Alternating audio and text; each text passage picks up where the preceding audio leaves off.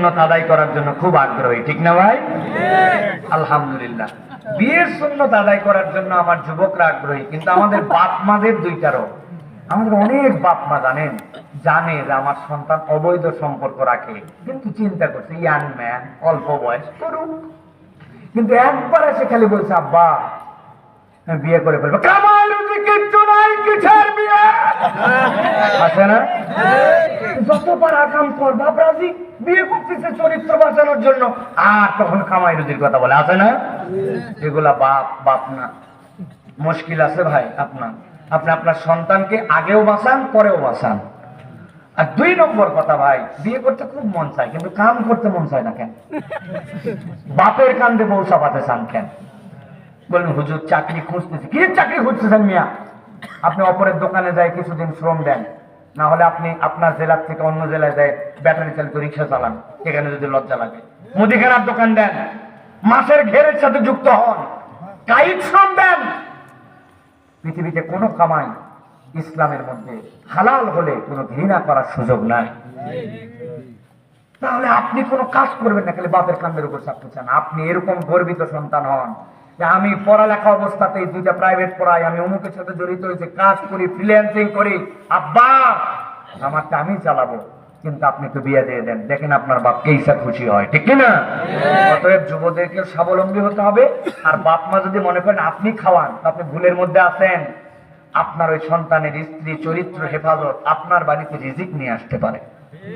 বিয়ে রিজিক বাড়ায়, আমার কথা নয়, কোরআনের কথা। আল্লাহ বলছেন সাইয়্যিবনি, আল্লাহ কোরআনে বলেছেন, আয়াতটা ভুলে গেলাম। আল্লাহ বলছেন তোমাদেরকে আল্লাহ ধনী বানায় দিবেন। সুবহানাল্লাহ। আল্লাহর দায়িত্ব, ওমা মিন দাব্বাতিন ফিল আরদি ইল্লা আলাল্লাহি রিজকুহা।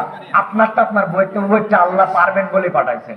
অতএব আল্লাহ আমাদের বাপদেরকে বোঝার তৌফিক দান করুন। ও আব্বা, আপনি যিনি এখানে আসলেন, আপনি তো সন্তানের কাছে খবর নিয়ে, বেচারি খুব দুঃখে আছে, আল্লাহ আমাদেরকে বোঝার তৌফিক দান করুন।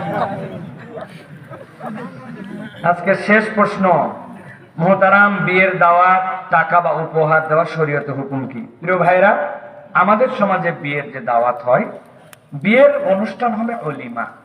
আল্লাহ নবী যে বলেছেন আউলিম ওয়ালাউ বিশাতিন, একটা ছাগলের বাচ্চা, বকরির বাচ্চা দিয়ে বলে অলিমা করো, এইটাতে আপনি যেতে পারেন। তবে যদি বিয়ের কর্তৃপক্ষের টেন্ডেন্সি হয় যে আমরা আমাদের খরচ উঠাবো, এই জন্য কে কি দান নিয়ে গেল এটা দেখবো, এটা একটা খুবই বাজে কালচার হবে। কেননা হাদিয়া ডিমান্ড করা যায় না বিয়ের এই প্রোগ্রামে। কিন্তু কোনো একটা মানুষ খুশি হয়ে আনন্দ চিত্তে এই সংসারের জন্য, নবদম্পতির দোয়ার জন্য, কেউ দিয়েছে কেউ দেয়নি, যে দেয়নি আপনি তাকায় দেখলেন যে দাওয়াত দিলাম, বাপ টাকা বউ খেয়ে গেল, কিচ্ছু দিল আছে না? তাহলে আপনার অন্তরের সমস্যা। আর উনি যদি মনে করে এমনি দিয়ে গেলাম আমার খুশি, তাহলে এটা উইলিংলি দিতে পারে। কিন্তু এখনকার সমাজে এরকম হয়েছে, অনেকে বিয়ের দাওয়াতকে এখন টেনশন মনে করে। ভাই এই মাসে 7টা দাওয়াত, পকেটের কিছু না, বলে না ভাই? এটার বাহিরে আসতে হবে। এটা হলে কি হবে, ওই নবদম্পতির জন্য যে দোয়াটা মূল ছিল, ওই জিনিসটা চলে যে তাদের মধ্যে একটা অন্য জিনিস ঢুকবে, যেটা তাদের সংসারের বরকত দিবে না।